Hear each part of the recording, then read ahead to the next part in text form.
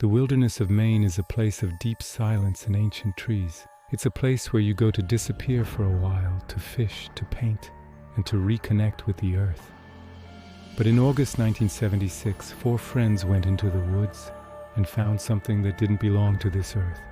They were all artists, men with a keen eye for detail and a trained memory for shapes.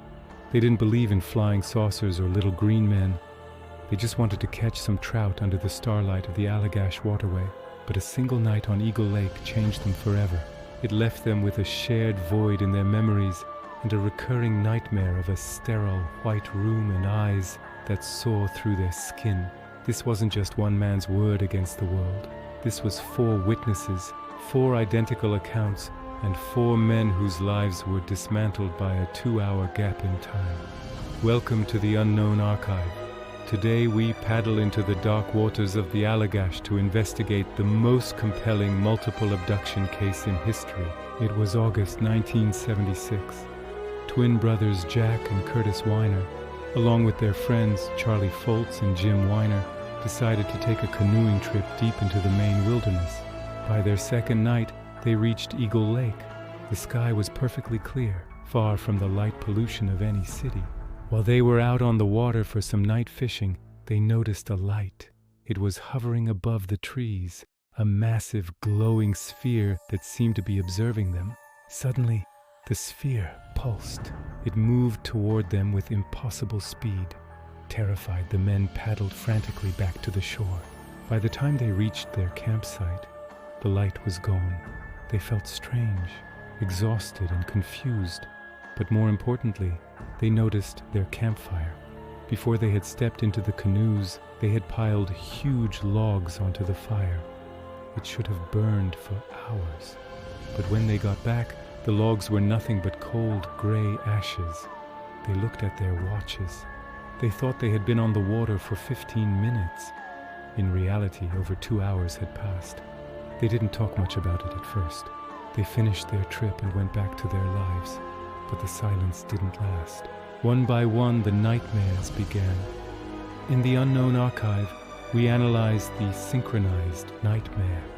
All 4 men began dreaming of the same thing, being lined up in a cold, metallic room, unable to move, while thin, spindly figures hovered over them. Jim Weiner was the first to seek help. In the late 1980s, he contacted UFO investigator Raymond Fowler. Fowler recommended regressive hypnosis. What followed was a breakthrough. Under hypnosis, all 4 men, interviewed separately, recounted the exact same terrifying sequence of events during those missing 2 hours. They remembered the light over the lake suddenly expanding until it engulfed their canoe. They felt a sensation of being lifted or beamed upward. Then the white room. They described the occupants with startling artistic precision. These weren't the Greys from Hollywood. They described beings with large, lidless eyes, 4-fingered hands, and a skin texture that looked like parchment. The men were subjected to humiliating medical examinations. They remembered long needles being inserted into their bodies and their thoughts being read like a book. Charlie Foltz remembered a being standing over him, communicating telepathically, "Do not be afraid. We are just curious." But the fear was absolute. Under hypnosis, the men wept. They screamed. They relived the physical sensation of the cold instruments on their skin. This is where the Allagash case becomes unique. Because these men were professional artists, they were able to draw what they saw with incredible detail. When their drawings were compared, they were identical. The proportions of the room, the layout of the medical tables, and the specific anatomy of the beings matched perfectly. Critics argued that the men had colluded, that they had made up the story together to get famous. But in the Unknown Archive, we look at the cost of the story. These men didn't get rich. Instead, they faced ridicule. Their professional reputations were questioned. Furthermore, they all passed polygraph tests, lie detector tests administered by experts. The results were clear. They believed every word they were saying. Why would 4 grown men with no prior interest in the paranormal risk everything to tell a story about being poked by aliens in a canoe? There is also the physical evidence. After the incident, some of the men developed strange skin conditions and lumps under their skin that doctors couldn't explain. Jack Weiner developed a lump on his leg that appeared exactly where he remembered a needle being inserted. When it was surgically removed, the doctor was baffled by its structure, though it was later lost before specialized testing could be done. The Allagash 4 became a symbol of the collective abduction phenomenon. It suggested that these entities don't just take individuals, they take groups. Why a group of artists? Perhaps their brains, trained to observe and record, were exactly what the entities wanted to study, or perhaps they were just in the wrong place at the wrong time.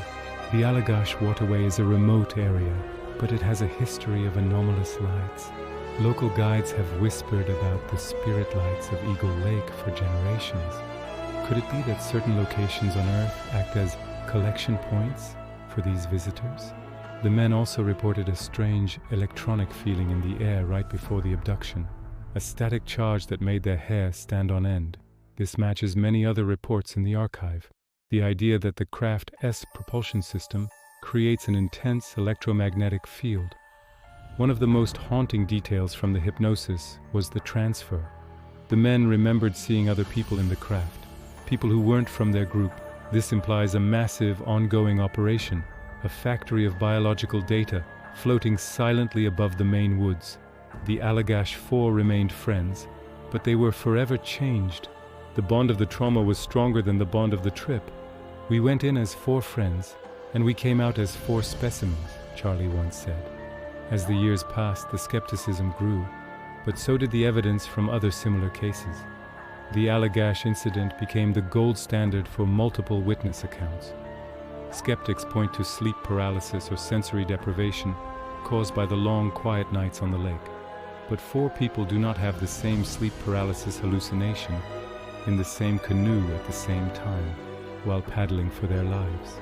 This was a physical event with physical consequences. In the unknown archive, we consider the harvest theory. Are we being tagged and tracked like wildlife? When biologists study deer, they tranquilize them, tag them, and release them. The deer wakes up confused, with a gap in its memory and a mark on its body. To the Allagash 4, the aliens weren't gods or monsters, they were scientists, and we were the deer. The detail of the lidless eyes is particularly chilling.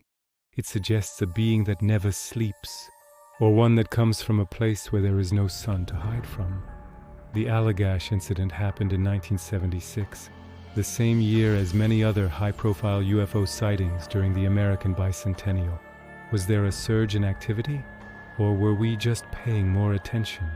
The men tried to move on, but the Allagash never left them. The nightmares would return every August, like an anniversary of the soul. The drawings they produced are still used in UFO research today. They are among the most anatomically consistent depictions of non-human entities ever created. If you look at the drawings, you don't see a gray from a movie. You see something with a terrifyingly ancient and clinical presence. The men described the atmosphere inside the craft as thick and smelling of burnt ozone. This scent of ozone is reported in nearly every high-energy UFO encounter. It's the smell of the air being ripped apart by electricity. Why did the campfire go out so fast? The theory is that the craft's energy field sucked the oxygen from the area, or perhaps time itself was manipulated around the campsite. If they were gone for 2 hours but only experienced 15 minutes, then the fire burned for 2 hours of Earth time while they were in ship time. This manipulation of the 4th dimension is a hallmark of advanced technology and a recurring theme in the archive. Today, the Allagash 4 are mostly retired. They don't seek the spotlight. They have said everything they had to say, but their story remains a pillar of the unknown. A reminder that even in the safest, most peaceful places, we are being watched. Eagle Lake is still there. The trout are still jumping. The stars are still bright. But if you go there and you see a light that pulses, don't wait for it to get closer. Don't wait for the 2 hours of silence. The Allagash abductions prove that there is no safety in numbers when the visitor is from a higher plane of existence. They didn't want the artist's paintings. They wanted their blood, their skin, their memories. The archive holds these drawings as blueprints of an uncomfortable truth. We are being studied, and the scientists don't care if we remember the exam. Every time a witness passes a polygraph, a piece of the skeptical world crumbles.